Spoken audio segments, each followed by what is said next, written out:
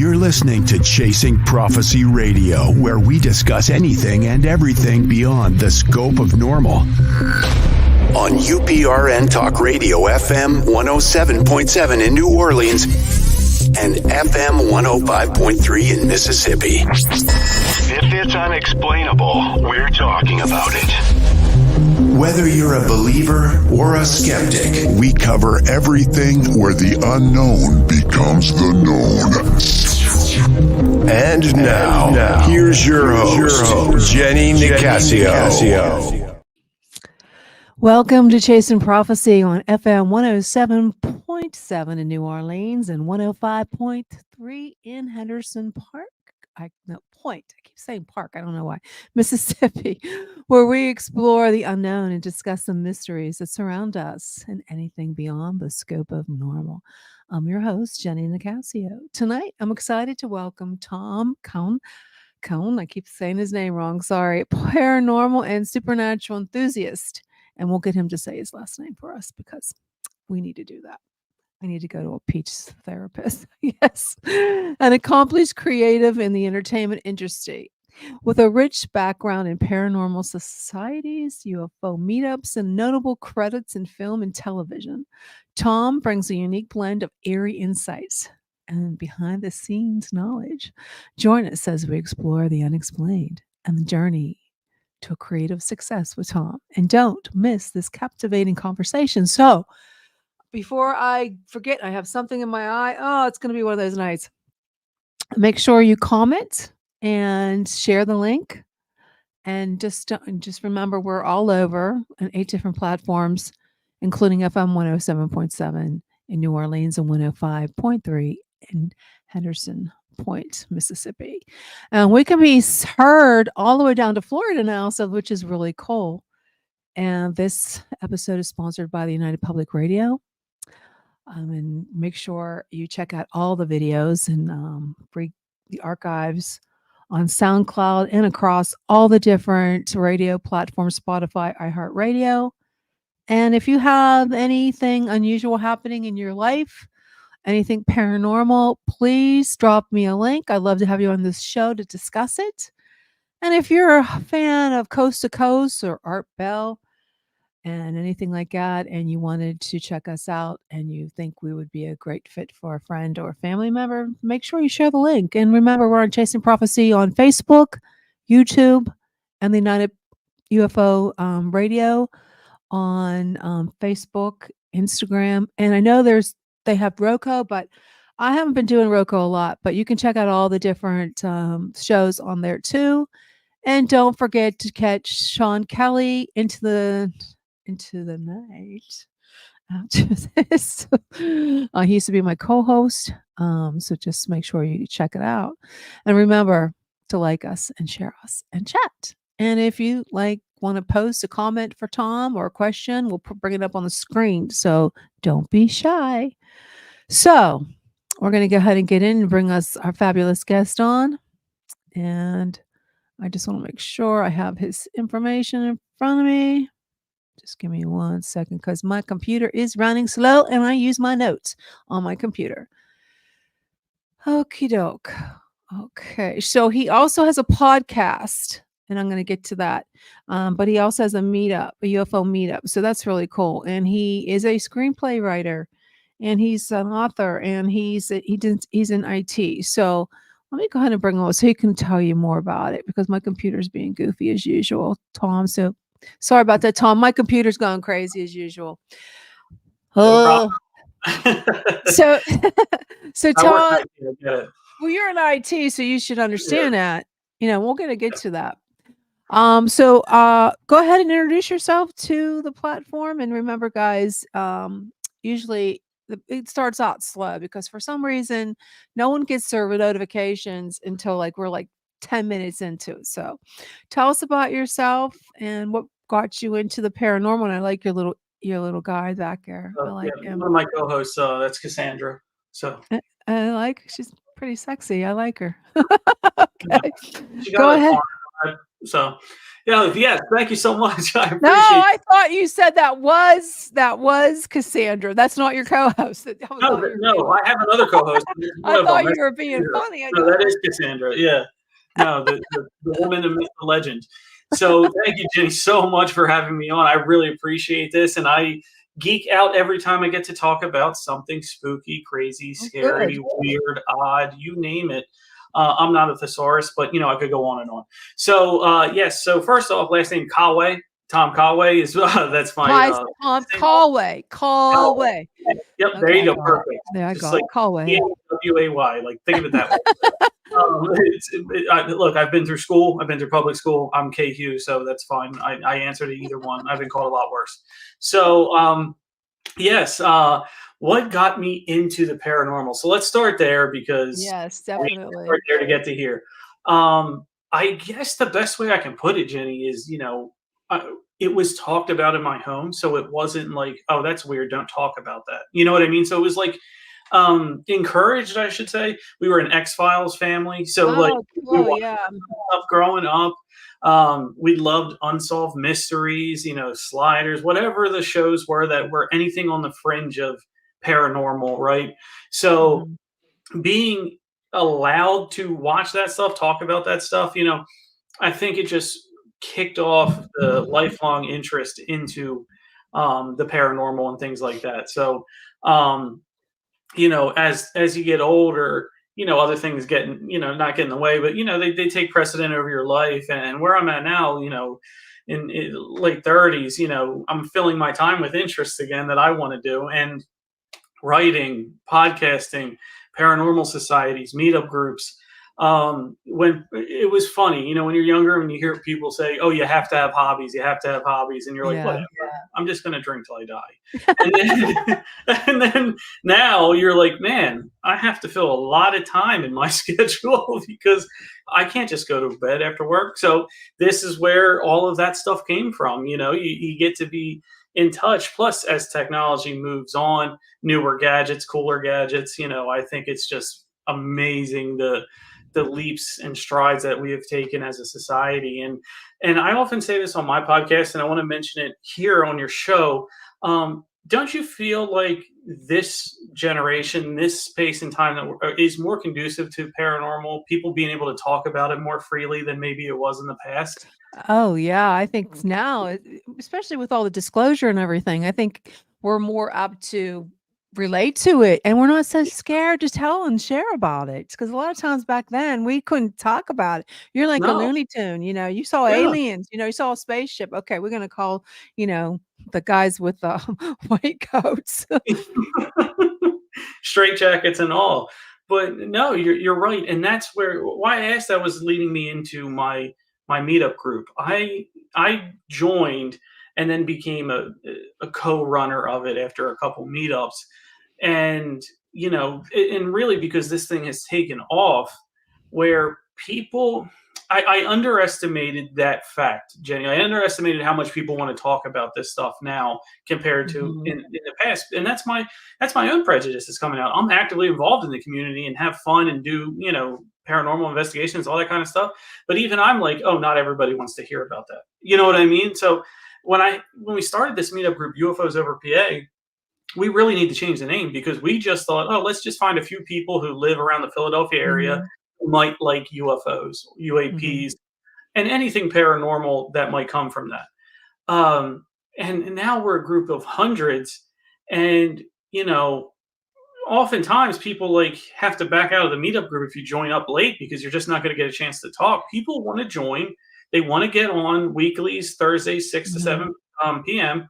And they want to get on and they want to talk about the stuff that they saw, the stuff that happened to them, the stuff that they can't explain, the stuff that made them feel weird inside is the best way I can put that. And when you have that and you have people openly, I'm not talking about just like kids. For example, we have an older gentleman in his late 70s who he was in the military during actually Project Blue Book, saw a bunch of crazy stuff in the sky, saw, UFOs, had his own experiences. and wanted to come on and talk to us because he said, I've never been able to tell anybody before. My wife's sick of hearing about it, and I just didn't know there was a place like this. So for someone who's been actively told, shut up, like his whole life, you know what I mean? Don't talk about that. Yeah. I thought it was really cool. That's definitely cool. Yeah. So our group has exploded. We actually made the front page of the Wall Street Journal, which was pretty. Wow, that's great. I never expected that to happen, but it's one reporter saw our meetup group, got in touch with us, and said, "Hey, can I sit in during a meeting? I'm writing a story about the walls coming down about paranormal discussions and UFOs and things like that." So we said, "Absolutely." So he just kept his screen on like black and announced who he was, and then he said, "I'm just here to listen." And people were like, "All right, cool." And then they went in to talk about whatever stories they wanted to talk about at that time. Now, like the first 15 minutes, it can be like scripted because the first 15 minutes is, did anyone see that new? And then fill in the blank on whatever it is. That's how it always goes. So that's how we start off the meeting. But then we talk about people's personal beliefs, and we really get into. Now everybody's on the same page. Nobody has ever like came back at anyone or said, "Oh, your story is stupid" or anything like that. But when you get, so we're very nice that way. But people get down to this one core concept, that it always drills down to: do you believe that UFOs are interdimensional, or do you believe they're from another planet? And that like splits everybody Yeah. right in the middle. And What's the average? Like, how many people? Is it more people 60, believe it? I think it's about 60-40. It's Wow. close. It's close to 50-50. I would say 60-40 interplanetary. So from an extraterrestrial. So from another planet. I am not in that realm. I do Was believe it's interdimensional. Yeah. But it's fun to like have a group and get discussions on that because when you start talking about dimensions, people kind of they may tune out. But if you just give yourself the time to listen to people and how they break it down, and there's people a lot smarter than I am in that group that can break it down much more succinctly than I can. But telling us, hey, just because it's interdimensional doesn't mean they're not different. You know what I mean? They're not us. It's just they're on a different level of existence, basically. Yeah, I don't know. I think I'm like torn between the two. Like, I think some of them are interdimensional, and some of them are like Mhm. out there in the plant, out there in outer space or whatever. I mean, I hear so many different stories. I don't know. It's hard to decide which is which. Yeah. With all the portals and people are talking about portals and opening lately, and that would be but where's it coming from? Is it coming from a different, like, what dimension? There's so many different dimensions. It's like which dimension. And then there's the time traveler. Yeah. Some people think that those are time travelers coming in from all these different portals opening up. And I don't know. What do you think about the portals? The portals are a fascinating story because no matter what, and this is the fun about everything, is because you're never going to prove something 100%. I could talk all I want about them being from another planet. All right, what's a portal? Or I talk about all being interdimensional. Okay, well, how do you explain mysterious phenomenon in outer space? You know what I mean? So like it's fun. So the portal thing, I think is I think it's fascinating when you have a certain group that want to say, okay, they can come through this portal from a different dimension and be here, and it's something that they can manipulate and we can't, right? Um, if you believe in just any relative law of dimension, if you're at a higher plane, you can go to a lower plane and back to yours, but you can't go up to a higher plane. So we are essentially handcuffed in 3D. We can't go to 4. We can go to 2. You can see a piece of paper or a drawing, and 1 is the line, but we can't go down. So those ones that can come down to us, theoretically, they need some sort of device to get here, and that's what a portal would be. Now, there's different viewpoints. Are they not man-made, but whatever creature made from over there, here, or do they happen organically? You can make a point either way, but I love to look at the organic way of portals because a lot of the things we can test in paranormal in our, here 3D is through EMFs, right? We have EMF readers and things like that. Well, there's organic EMF that goes on, and you talk about volcanoes. Well, how can that cause that when it's only supposed to be man-made? You know what I mean? Or do they know that we're never going to go inside a volcano, so they can use that freely to come back and forth? Yeah, we would never go through a volcano, get No, burned alive. no, we're not signing up for that Airbnb. No, no, not at all. Yeah, so do you now, I don't know if you follow Stan Gordon at all. He's from Pennsylvania, Pittsburgh, Pennsylvania area, Mhm. and he talks about the Chestnut Ridge being a real hot spot for Yeah. UFOs. How do you feel about that? Do you think that's true? Do you think there's more, are there more sightings in your area of Pennsylvania? Like, you're from Philadelphia, you said? Yes. So no, about mine, not at all. 'Cause the Uh, city, there's not too yeah, much, but, like, to the Chestnut Ridge, we're, like, more like there's the Appalachians, there's all these different mountains, and yes. it's, like, more wooded. Yeah. So, Stan Gordon and that area, Chestnut Ridge, is very, very famous, especially dating back to Pennsylvania's Roswell or Kecksburg, right? Kecksburg. Yeah. So, when we take that aspect of it, y is it bec I don't know, it's a chicken and the egg scenario with me. Like, was it because Kecksburg happened and now or was it drawn there because it was already Mhm. a hot spot? Uh, Nature provides its own um, source energy, however you want to put it, provides its own aura that's an attractant to things.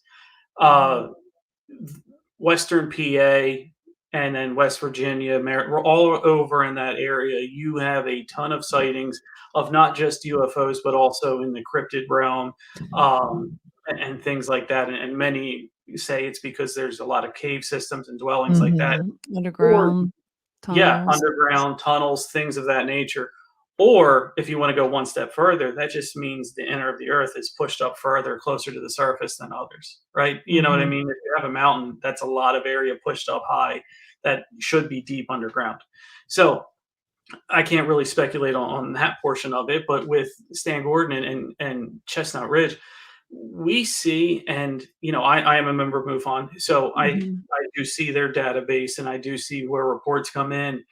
And if you were to do a heat map, if you start, it's crazy how it works out. If you start like Philadelphia and then work your way west to Pittsburgh, Mhm. yeah, you can see it getting hotter and hotter as it gets into the more less populated areas. Now that's to me that makes sense because at night when you're not going to see any light there. And if I'm visiting a foreign planet, if I'm visiting another area where I need to safely get to, Mhm. I'm going to pick an area that's empty, right? I absolutely believe all of that can happen and does happen over there. And plus, the Great Lakes are a main source of UFO activity as well. They seem to like our water. They seem Yeah, I'm a they seem like they're more sorry. prone to water, and that's not only our, like, UFOs or any kind of sighting, but a lot of missing people too. Yeah, yeah, They're near the water source. yep. Could it be related? I mean, I'm not an expert, but where you have a lot of sightings, you also have missing persons. And Yeah. we did an episode on the missing 411 from David Politis and those stories there to follow up and really, like let's go behind the movie type of thing. Let's follow up deeper into these people. Mhm. And he did, say what you want about the man, people love him or hate him, whatever. But those stories were really researched and they were really in depth. And we weren't really finding anything that's, oh, he left this part out where the body was found later and it was this. No, you know what I mean? Like these people went missing. Mhm. There's unexplained events that happen every day to a lot of people on this planet. And the water phenomenon has to do with one, a substance that we suck at. Humans and water, we're bad at it. We can't swim, we can't hold our breath, we can't go deep. So if you were an advanced civilization and we are just a dumb puppy dog bumping into things, being loud, all that kind of stuff, and you're the smart cat, aren't you going to jump to that perch? Aren't you going to go to some place where we can't get to? Yeah. Well, we can't get to the water. We can't get very far under the surface.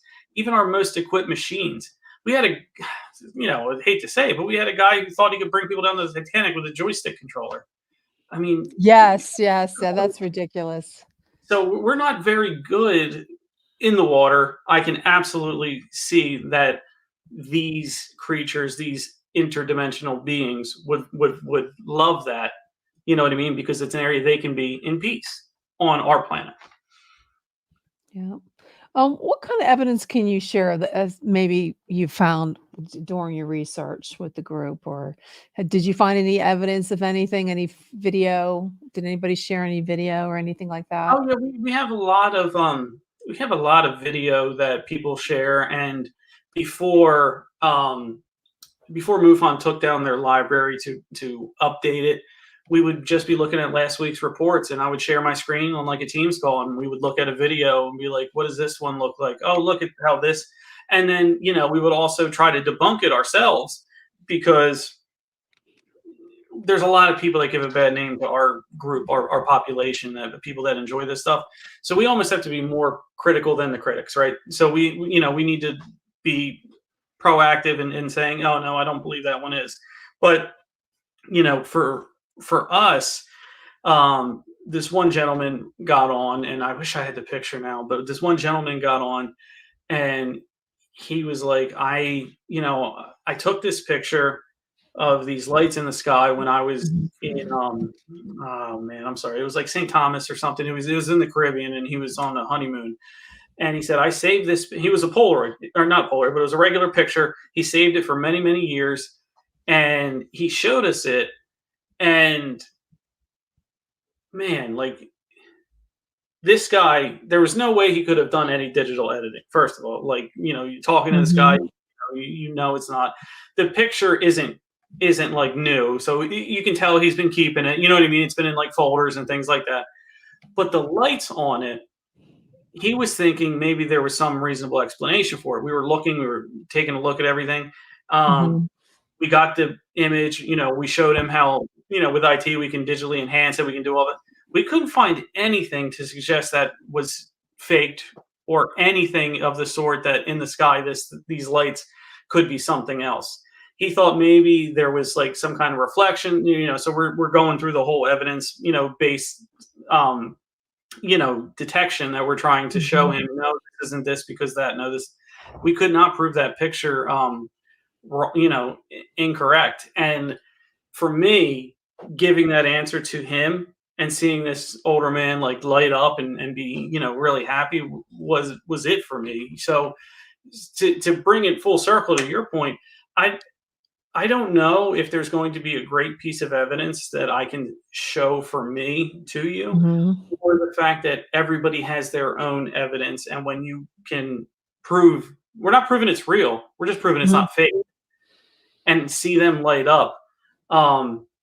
That's what really does it for us. Now, in terms of other experiences, being a part of Paranormal Society, I have a ton. I've seen full body apparitions. I've seen half body apparitions, which are terrifying too. But we disembodied voices. I personally, and I'll tell you this. You've heard some really creepy stuff then.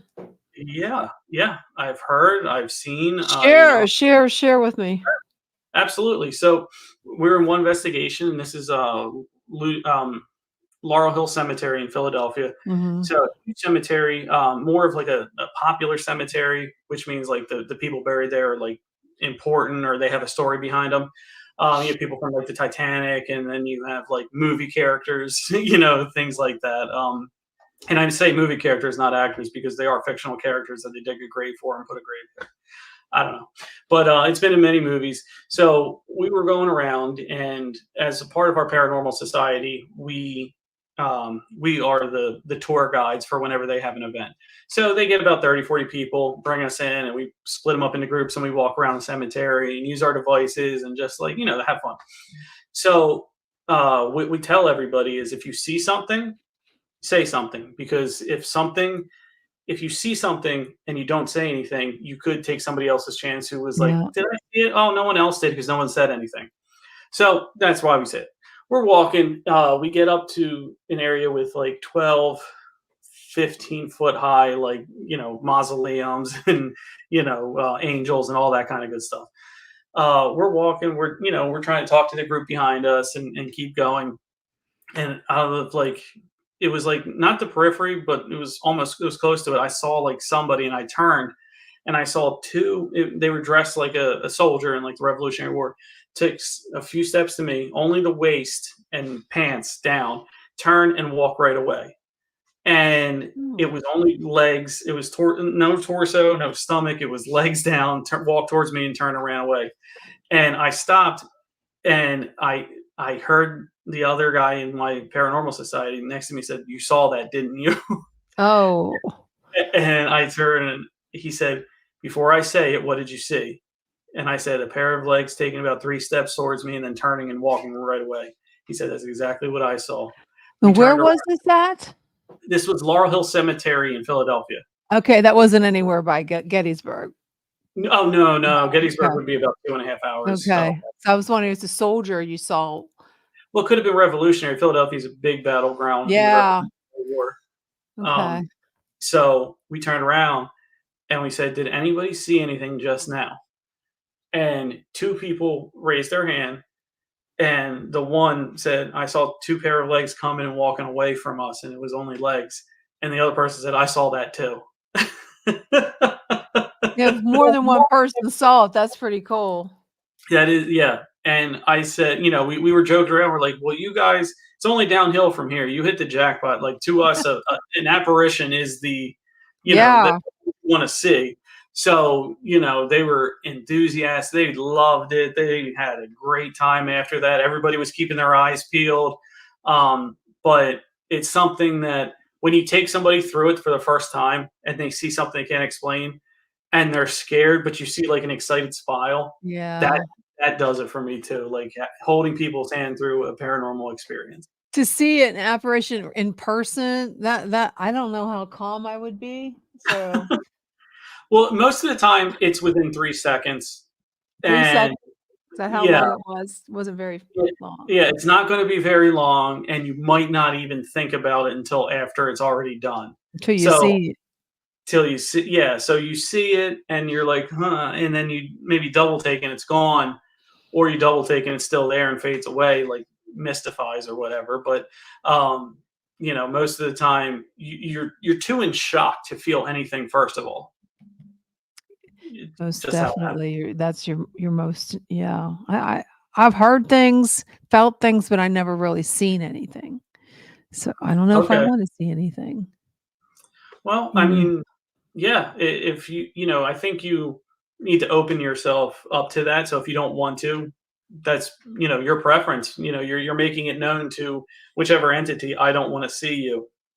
And a lot of them respect that. Low vibrational energy spirits, or the dead, if you want to call it that for lack of a better word, here are souls that have passed that have not gone into the light. Mm-hmm. That's the theory I believe in terms of why are ghosts here. It doesn't disprove afterlife. It doesn't disprove heaven or hell or whatever you want to believe in. But if you do not choose to go into the light, you are stuck here. Oh, yeah. If you're stuck here, all right. I mean, yeah. I don't know. It's like some of the stuff that you see or hear, is it really it's the deceased or is it something else? To get into that fine line. Is it? Yeah. There's so much evil out there right now. You don't know what's good and what's bad. So would you say that was one of your most memorable experiences or unforgettable ones, or do you have any other that stuck out more so in your lifetime? Well, that one's definitely in terms of like the scale of, seeing everything. That one is definitely the highest. But I also have more mischievous. I don't think I've ever had an evil one, but more mischievous ones have happened to me. I have a lot of experience with like doppelganger or mimic Oh, entity. okay. The somebody calling in a voice, family Oh, member, relation, and you go out and they're like, I didn't call you, or they're not even home. That's a scary that's one. creepy. That is. I've walked past people at work, where I work. It's probably it's little under 70,000 square foot, so it's a bigger place, right? So you walk past, and I like walk past somebody in the hallway, and then I'll get back to where I am, and they're there sitting at their desk. Um, yeah, That's weird. yeah. I mean, we live or I work in a long-term skilled care facility, so death is unfortunately a part of the healthcare industry. So who's this, even though it's a coworker and not a resident, Mhm. there could be spirits playing tricks in that. That has happened multiple times to me, where I thought I walked past somebody, get back, and they're somewhere else, and there's no way, you know what I mean, they could have gotten to that point without, well, without being walking in the same direction I'm going and not passing me, but walking that way. My so that one I have crazy. That one actually gives me a little bit of the chills. A lot of the stuff you get numb to after seeing it for a certain time, but that one is chilling because you know I understand that not a lot of everything can be explained, but with that one, it's what is it trying to do other than trick me? There is nothing else. Yeah. I've had many experiences with sleep paralysis. Oh, That's terrifying in and of yes, it itself. is true. That we had 3 shows on that in the last 3 years, and I had a psychologist, Brian Sharpless, on twice, and we get into these really, deep conversations because 'cause I've had sleep paralysis since I was a Okay. kid. My family had it, my sons have it. It's just kinda weird, and then most of the people that I had on the show had it, especially the Yeah. ones who were abducted. Hmm. So he was trying to tell me it's just something in your brain that happens when you're falling asleep. It's like a stage of sleep. But how can that be that we all have the same experience? And it's so like it looks like the grays. I mean, Yeah. I don't know about you. Does you have that where you see people when you have sleep paralysis? No. So So you don't have that you see somebody in your room. Well, you're no. lucky. Yeah. No. And yeah, I guess that is a lucky one because I can't imagine what Oh, you're. it's terrifying. But no, like everyone that I've had has happened during a stage where my eyes are physically closed. So when the paralysis stays in when you're closed, I can't even open my eyes. And despite trying, but I'll feel the indent of something like pressing on the bed or a breath on me or low guttural growl type things in your ear over your head. Yeah, And there's something's it's like God forbid if you opened your eyes. So maybe if you would open your eyes, you would be able to see it because it's like it looks like a gray standing above your like at your foot of your bed. In my a gray. case, it was like we pulled the sheets off me, my covers, and it was like taunting me. And then I felt like my whole body raised off and I was up in the air. My bed I was up in felt the that air. What's that? I have felt that one, the raising up off of Yeah, it the feels like you're raising um yeah, I don't know if no. it was a very lucid dream or it was sleep paralysis, but I had one instance that my eyes opened and I can't explain it, but my body, like my head was on the pillow, but my body was straight up. Oh, that's kinda creepy too. Yeah. That's like a So totally out of body experience. yeah. And now I have never dabbled in that realm of astral projection or anything like that. No, I would not do that. My kids did that. They did it all the time. I said, "Why would you wanna do that?" My Yeah. biggest fear is that you're stuck and you can't come back down, and you're in Well, this I had a weird guest on my podcast who talked about that, and she said she stopped taking people and like because you have to be trained. Nobody's going to just do it. You know what I mean? You have to work at it. And she said she stopped because so many people don't want to come back to their body because they're happier outside. Oh, Yeah, I and don't that's know. awful. And also, not many people know how to protect themselves because you are absolutely unguarded when you are out. It's just your consciousness floating, and anything could attack you, attach to you, what have Yeah. you. Some So, yeah, I wouldn't do that. I wouldn't mess with that. And if people can and they're great, good for them. But I'm not. I'm not doing that. I'm not doing that. I mean, my luck, I won't come back in my body. I mean, I had like night terrors when I was a kid, and then I have panic attacks now as an adult. Like as soon as I start falling asleep, I get like a panic attack. And my heart starts I'll wake up like, like you get that. You wake up like really quick, and my heart starts beating really fast, and then I go total way haul. It won't stop. My legs go numb, and so I went to the hospital a couple times because I didn't know what was wrong with me. And, Yeah, they told me what was in the ambulance one time. It sounds like you're having a night panic attack, sleep panic attack. I said, well, then how do you stop that? You're sleeping and you wake up with a yeah. panic attack. So There's it's nothing you can do with that. no, you can't stop Yeah. it. So what do you do? Just go through the motions of it, I guess. I mean, When you're it's sleeping, you have to terrifying. breathe, ground yourself, all that kind of stuff. But Well, I'm going to start to do that because I slept with a rosary beads for a while because it was so bad. uh, Yeah. so let me. It sounds like you've had some sleep trauma in your past. Have Oh you had yeah. any? Yeah. So would you ever consider maybe hypnosis? I would love to. I don't know anybody that does that. That's the There's thing. I even asked the psychologist, and she's, "Well, I don't do sleep regression or whatever." I said, "Well, how are you supposed to find anybody?" well, anybody listening, please get in touch with Jenny because I think that would be a wonderful episode you should film. Is you Oh gosh, I'm yeah. taken to a different planet. Well, My I told life. I put it out there to my listener base. If anybody does past life regression, I will do that on camera. Yeah, I would do it if I could, if they know how to do it. Yeah, and then I you end up haven't with chicken or so something. far, I haven't had any guests. I mean, I've been on since right when the pandemic, so 2019. So it's Yeah. going on 4 years. And, I haven't had any psychologists that only Brian Sharpless, he doesn't do that. I mean, he's in Pennsylvania. I think he's probably out where you are, if I'm not Where in mistaken. PA? Shoot, I know he works well, maybe it's more like University of Pittsburgh. I'm not Pittsburgh, Pennsylvania. Where is that, Allentown? Where is Philadelphia. that? Up Penn is Philadelphia. Yeah, he's probably out your way. Okay. Well, yeah, I'm 25 minutes outside of the city. Now, the show is on FM 10 in New Orleans in Mississippi, but I am in Pittsburgh, Okay. the suburbs of Pittsburgh. So it's it's weird.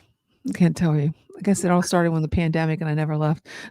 So one good thing about it. Yeah, so there's all kind of goofy stuff out this way. I mean, there's a woman in Murraysville, Pennsylvania, and Allison Cruz.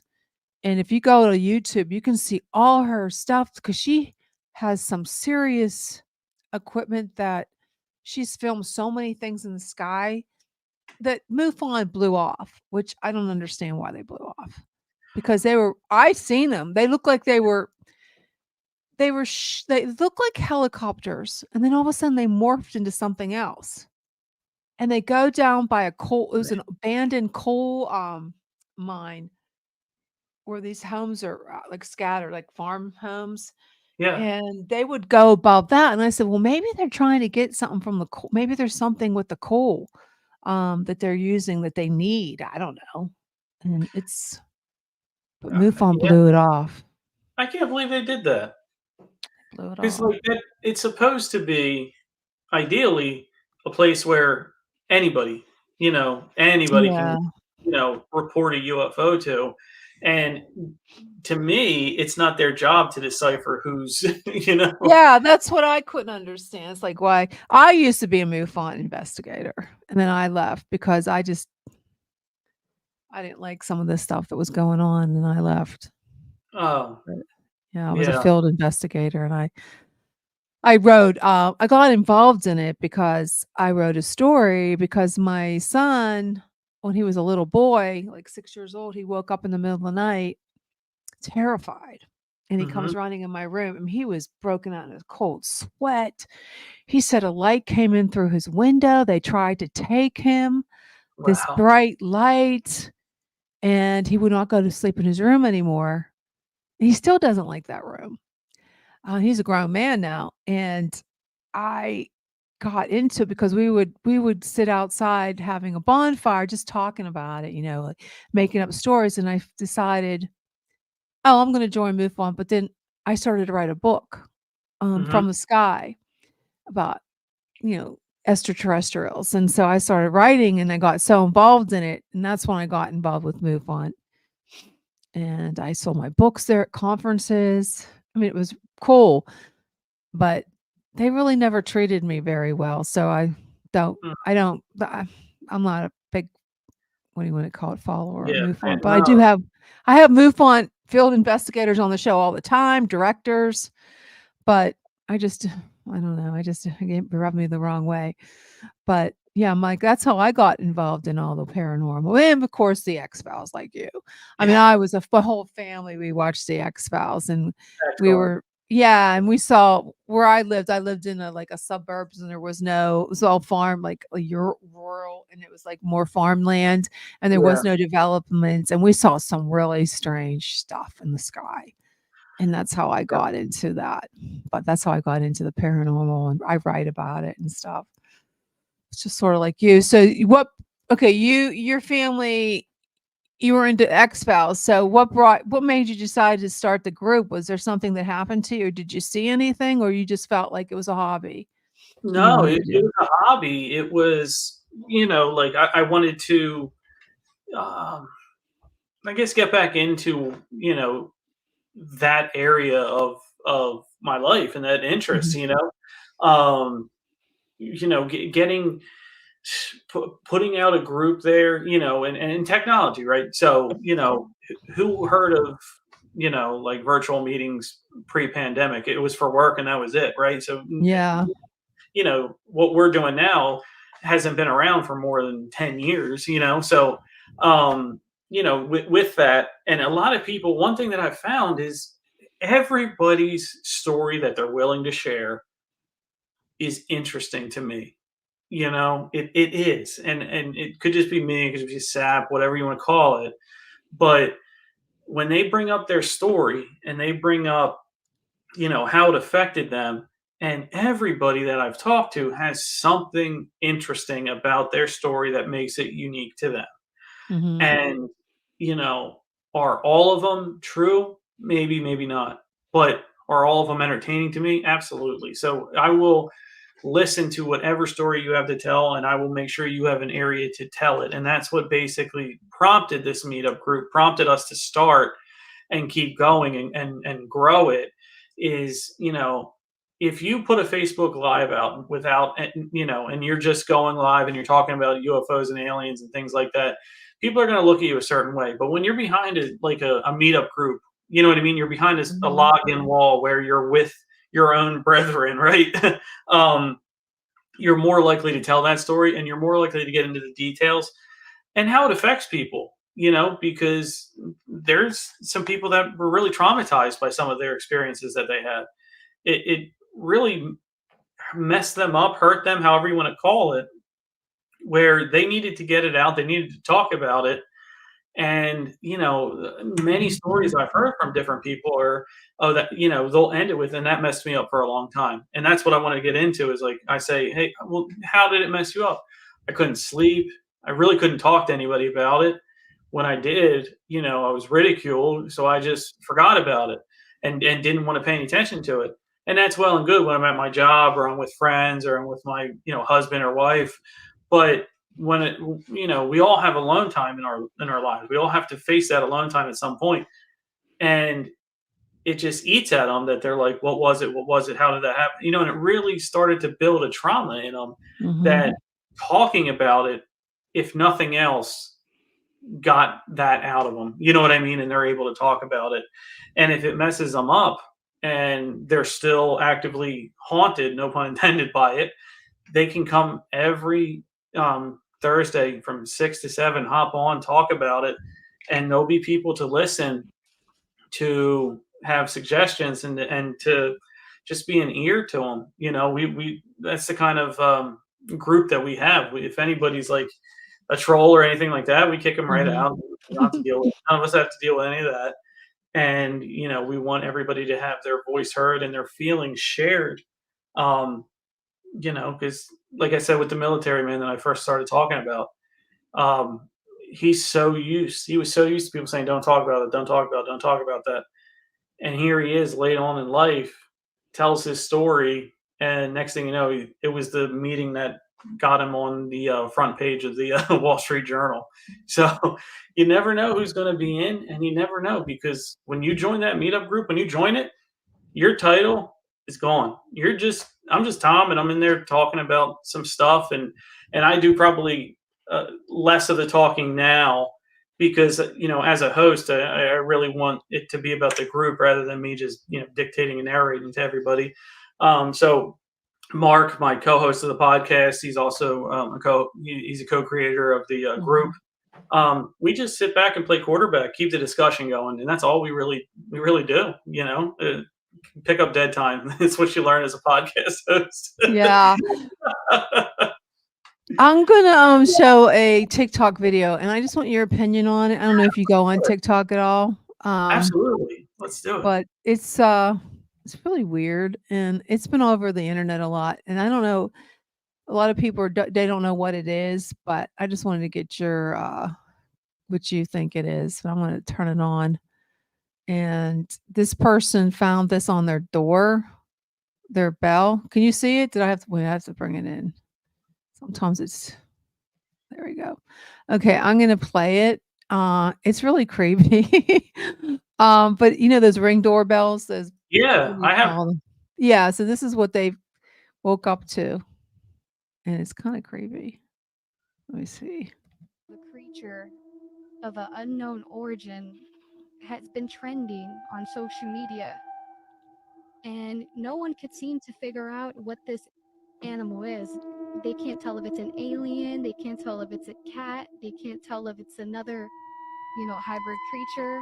Nobody knows what it is. It's definitely going viral all over the internet, and I wanted to share it with you guys to see if anybody had any clue to what type of animal this may be, because everyone's literally confused. Supposedly the person that captured this on a Ring doorbell camera has remained anonymous. They do not want to be exposed on the internet, but they did share the picture with us, and they're telling us that they believe that it's some sort of alien creature from another planet. Like, share, repost, and follow. What do you guys think? Comment below. Let me turn it off. Well, what do you think? Pretty creepy, huh? So yeah, so I've seen that. You did? I have seen, not this particular video, but I've seen that picture making its way around social media. First, when I look at this, I look at the deck, right? Beer cans everywhere. I don't know if that's It's recycling. It looks like a recycling bin. Is that a recycling bin or laundry hamper? It looks like a recycling cans, because it's not just. I don't think it's still. I mean, there's a lot of beer, but it looks like there's some Coke cans too in the back. Yeah. Okay, so if that's a recycling one, right? Mhm. If this was hoax, they went to a good length, good detail, because I'm seeing that creature rummaging through things because it's hungry and it's coming up close to where the food is, where it thinks it's food, but it smells probably beer, soda, whatever that is out in the cans. The first idea, I thought head, neck, cat with mange. I've seen hairless cats before. They have those weird eyes, the nostrils get. But once it came back out and you saw like the hand, right? You saw where the hand was. it didn't have like the claw like this. You know what I It mean? It didn't was look more like of to me. It doesn't look like a cat. yeah. So I takes it away from me from the cat once you see the paws. I it's unexplained for sure. I don't have an answer for what that could be terrestrially. Depending on where it is. Mange is a popular answer for animals with fur because obviously, like a dog without fur, a cat without fur looks weird, right? So, Mhm. that's a popular answer. However, the features don't really fit in there for those eyes and the nose, and the teeth.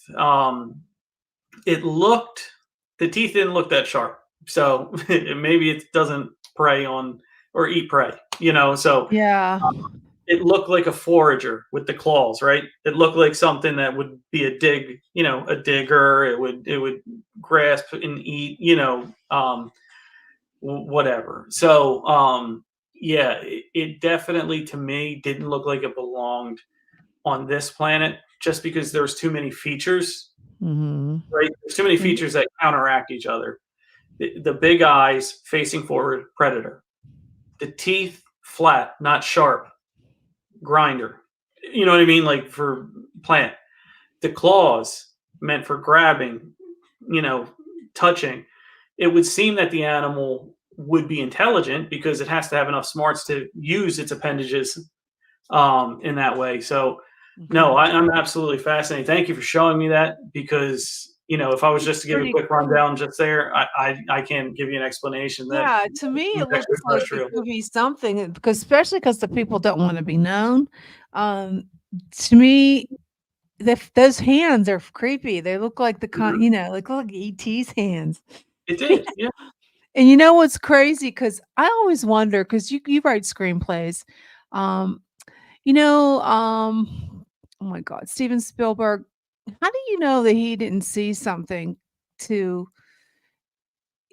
to be able to make the alien ET look so like it could be like this looks like ET. Maybe they do have an alien somewhere that looks sort of like that. Maybe he was called. I don't know. You never know. Because didn't he do Close Encounter? No, is that Close Yeah, Encounters too? the third kind. And I don't know if you ever heard of Bashar. Bashar. He's a he's heavily involved in Hollywood, and he helped make all these movies about aliens and Mhm. Avatar.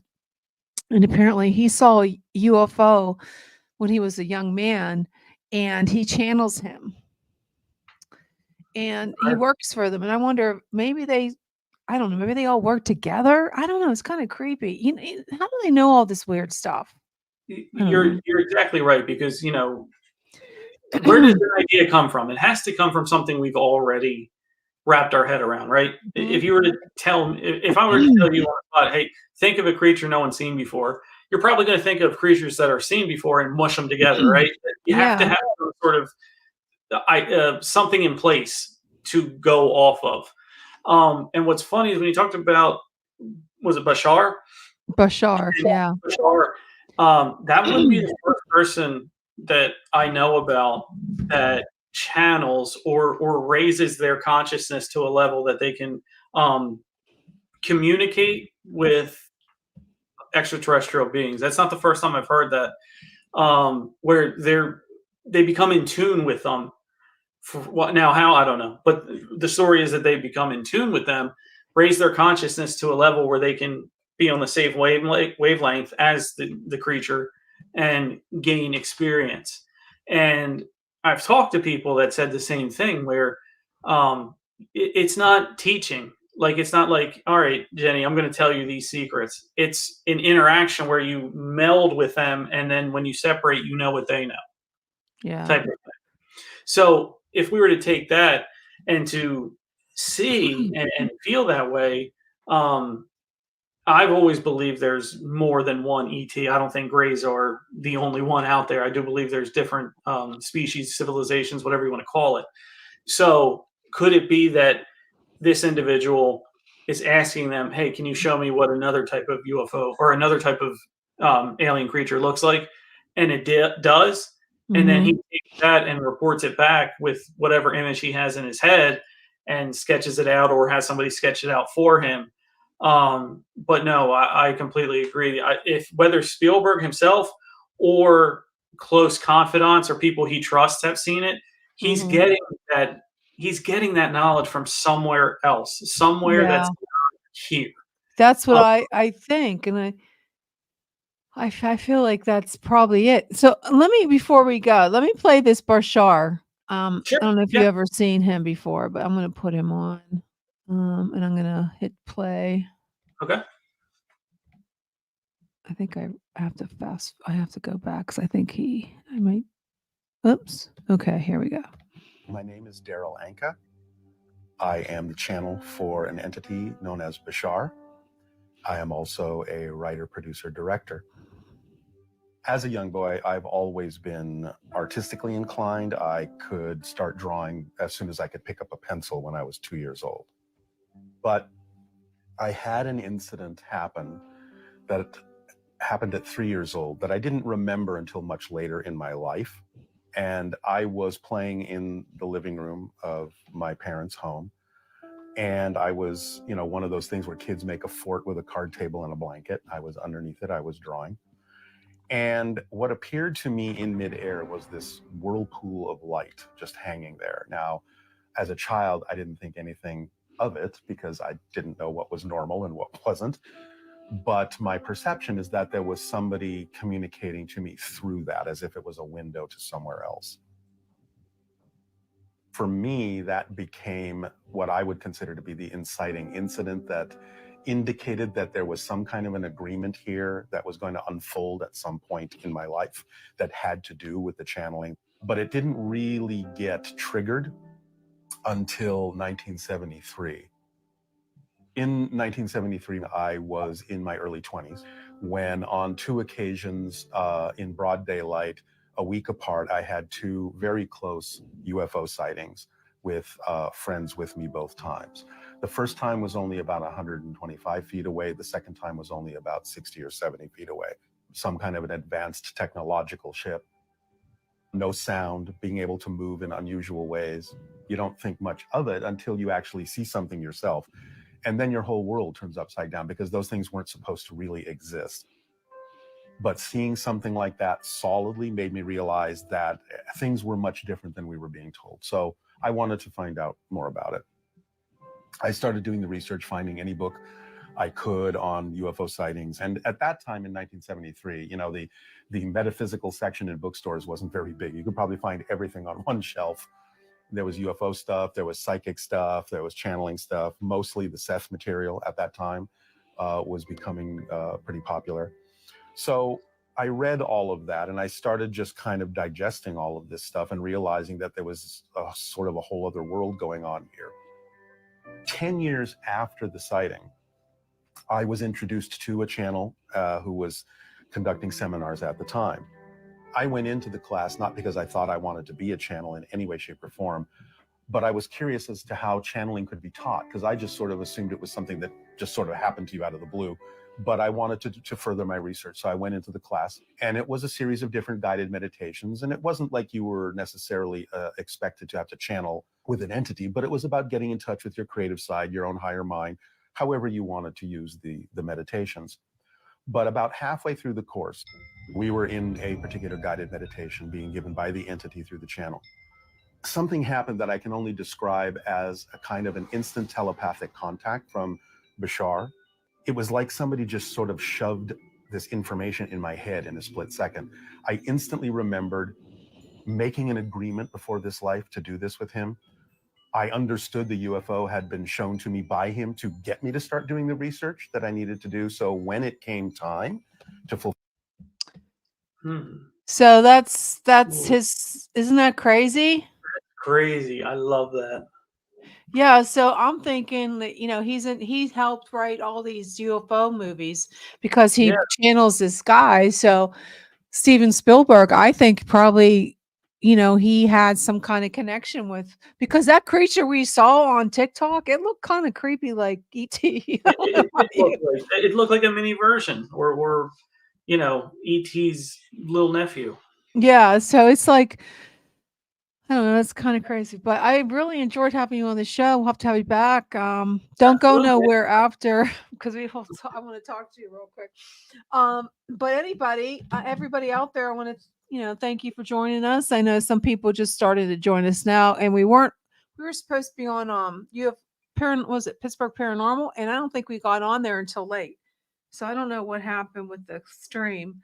But just remember, this is broadcast is it's going to be on SoundCloud, Spotify, iHeartRadio. And replayed on Facebook and YouTube. If you're just joining us now from the other channels, then you can listen to the whole show. But Tom, thank you again. And where can people learn more about you and your podcast? Thank you. Yes, Label Paranormal is a podcast that I am Mark Way, host. You can find us on all of your various platforms for listening to podcasts, Spotify, YouTube, and into your smart speaker. Say Amazon, play Label Paranormal, and we will pop up. Great. But next week, I'm not really sure who we have on, but I know it's a good guest, so you have to come back next Tuesday. We're only on Tuesdays anymore, guys. We used to be on Sunday nights, and I gave it up because I'm a busy woman. Okay. Well, thanks again for tuning in to Chasing Prophecy on FM 107.7 in New Orleans and 105.3 in Henderson Point, Mississippi. Have a great night.